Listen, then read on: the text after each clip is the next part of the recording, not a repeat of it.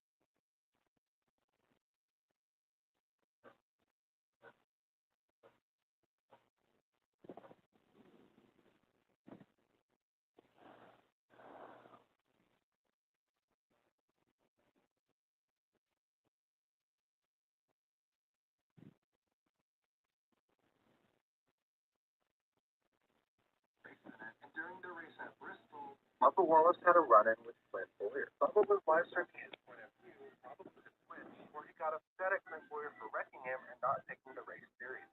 Once Bubba got crashed, he stopped in the racing groove, left the race, and ended his stream. Well, apparently his sponsor Blue Emu paid to be on his video game race car, and that meant that they wouldn't get their money's worth in terms of exposure. Bubba Wallace posted about the incident on Twitter not long after, but Blue Emu saw it as anything but a joke. They made the decision to stop sponsoring Wallace because he's a quitter. Blue Emu made sure to take their stance on the incident and even responded with this gift. And yes, these tweets are real. Sometimes NASCAR announcers will make calls in brief moments that can send chills through your body. And other times they'll put you right to sleep. Larson tried to go to the high. One time, a commentator named Rick Allen got so excited near the end of a race that walked up to Glenn that he called the driver the word aggressive. And when that driver spun, he said this. This became one of the biggest announcements in NASCAR history and was also one of the first videos I ever uploaded to this channel. Jimmy Johnson, yo, one of the most exciting parts of motorsports is that you never know what to expect. But once in a while, something extremely odd or bizarre happens, and no one sees it coming. After watching this video of weird oddities of baseball, I knew that I had to make one centering NASCAR. The moments in this list are pretty interesting. Talladega and Daytona. We're back. Or there we go.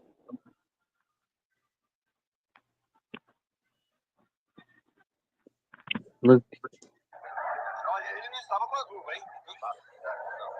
Tinha colocado.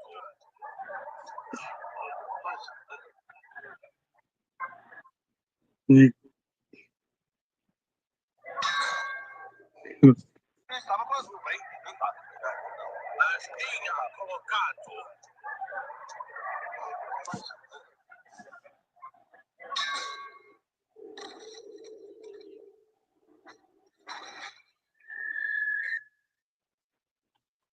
There you go. He barked, but every limb violently ripped away, almost like they were sanded down to stubs. As the tornado tracked northeast, homes were essentially exploded inside out from the pressure difference, and then blown off their foundations until there was nothing left. More chunks of soil were ripped away, and as the tornado crossed over a road, a chunk of the asphalt was ripped away. Just as quickly as the tornado would form, it would lift, however, causing millions in damage.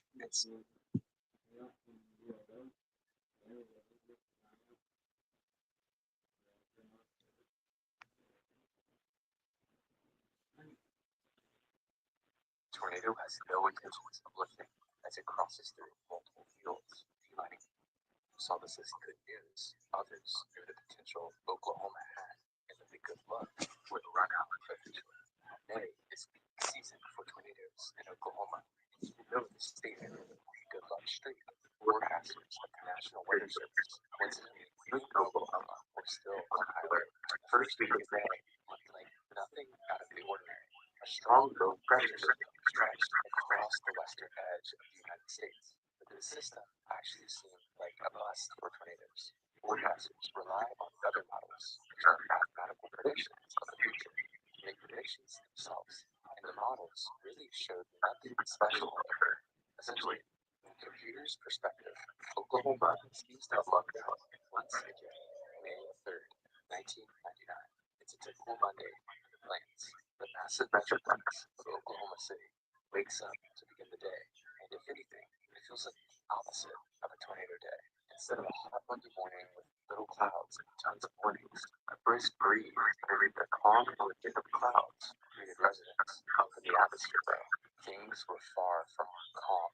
The trough was almost secretly strengthening above. This strength was rapidly shoving warm, moist air from miles away into central Oklahoma. Comparing the models to what was actually happening this morning, the forecasters realized something. Essentially, every computer model had excessive errors under predicting ingredients tornado outbreaks delivered, varying ingredients that were rapidly coming together. Hope of a normal Monday continued to dwindle. The clouds above were slowly peeling back. By early afternoon, the atmosphere was quite literally a loaded gun, ready to be fired. I want to take a brief moment to thank the sponsor of today's video, NordVPN. Today's digital age, online privacy and security are more crucial than ever. NordVPN can help protect your online presence. VPN is essentially a private shield for the security online with military-grade encryption. Your internet connection remains secure, whether you're using public Wi-Fi or your own network. Nord has tons of features that separate it from other services, such as the web connection card that actively blocks malware, intrusive ads, and more, providing additional layers of security for your devices. Nord has over 5,000 servers in 60 countries, and it's actually a service I use on a regular basis. NordVPN is compatible with pretty much anything once you connect up to 6 devices with one single account. Try NordVPN for yourself. Visit nordvpn.com/tornado or use the tornado at checkout. Now back to the video at 3:49. Realizing the potential disaster about to unfold, the National Weather Service upgraded their thunderstorm outlook to a high risk across the majority of Oklahoma at 4 o'clock. Realizing the potential disaster about to unfold, the National Weather Service upgraded their thunderstorm outlook to a high risk across the majority of Oklahoma at 4 o'clock. Just 10 minutes after upgrading the risk, meteorologists noticed tiny specks on radar near the Texas and Oklahoma border.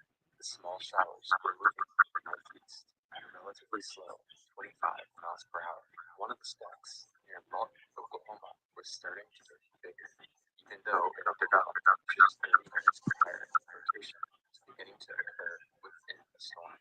At 4:40 p.m., not even an hour after the storm popped up, it produced its first two tornadoes, two very weak EF0s, north of one.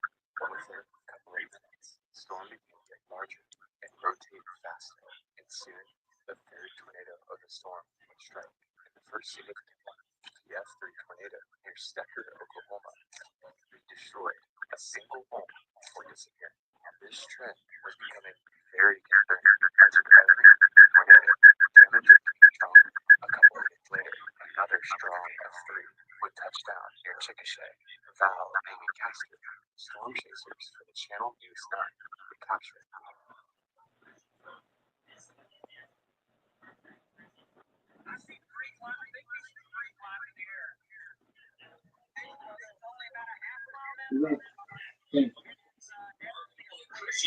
Purchase law for 19 and 92. So Chase Briscoe will not be the pitcher for Jack Ward. Kevin Bell. Vivo Renee.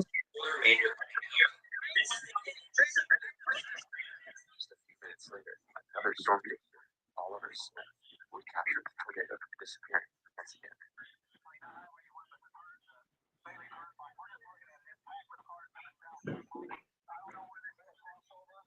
But of course, just as the F3 dissipates, the storm spins up a new area of rotation.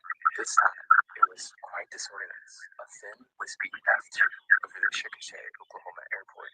Despite being relatively weak, it was able to damage multiple of the buildings on the property before again lifting. Something different was observed from this F2, however, as although quite thin, the core of the vortex began taking up swaths of the top layer of soil, a process known as ground scour, only seen in some of the strongest tornadoes. If the thin and wispy tornado from the storm could produce this level of damage, what an established and long-lived tornado could do is scary to think about.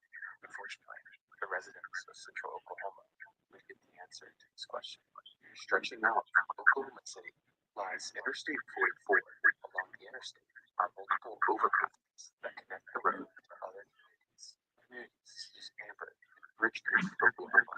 Near an overpass in Amber, storm changer Mike Duncan and his colleagues are circling their footage for the news station KFOR. The same news station thousands of miles from YouTube as an apparent tornado outbreak is beginning. As storms coming to their view, they notice broad rotation encompasses the clouds, almost like the entire storm is trying to spin. Mike begins to film what he's seeing.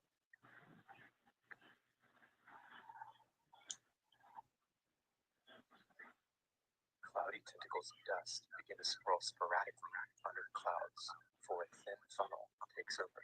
It's not long before the funnel lifts up, but as Mike zooms out, something terrifying is seen. Dust is swirling underneath the entire cloud, as if the circulation is the entire cloud. It could be over half a mile wide.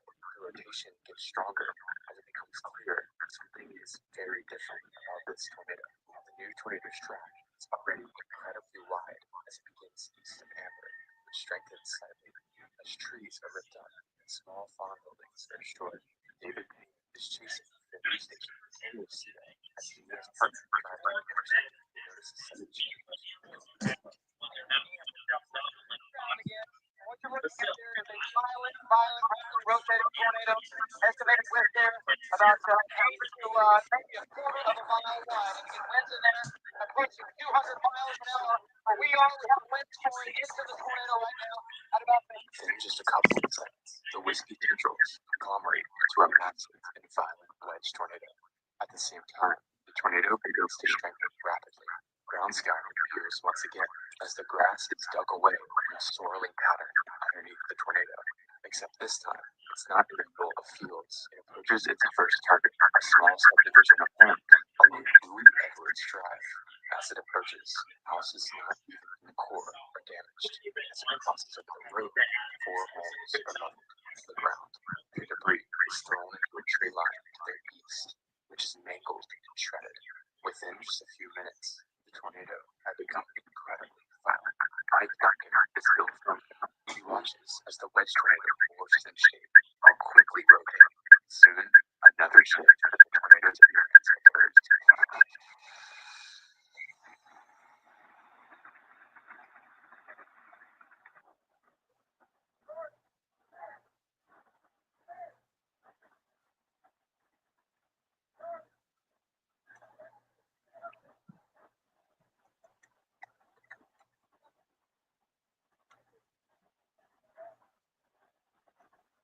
Within just a couple of seconds, the tornado falls apart before coming back even stronger. Past the subdivision of homes, the tornado continues. It's now heading directly for the community of Bridge Creek, Oklahoma. The monster now most likely has some of the strongest winds conceivable on Earth. The tornado has no intentions of lifting as it crosses through multiple fields, beelining straight for the first road of Bridge Creek, County Road 2948. As it crosses, the forward speed of the tornado begins to slow down, allowing the tornado. Alright, guys. So we're gonna end the stream. So see you tomorrow. Alright, everybody.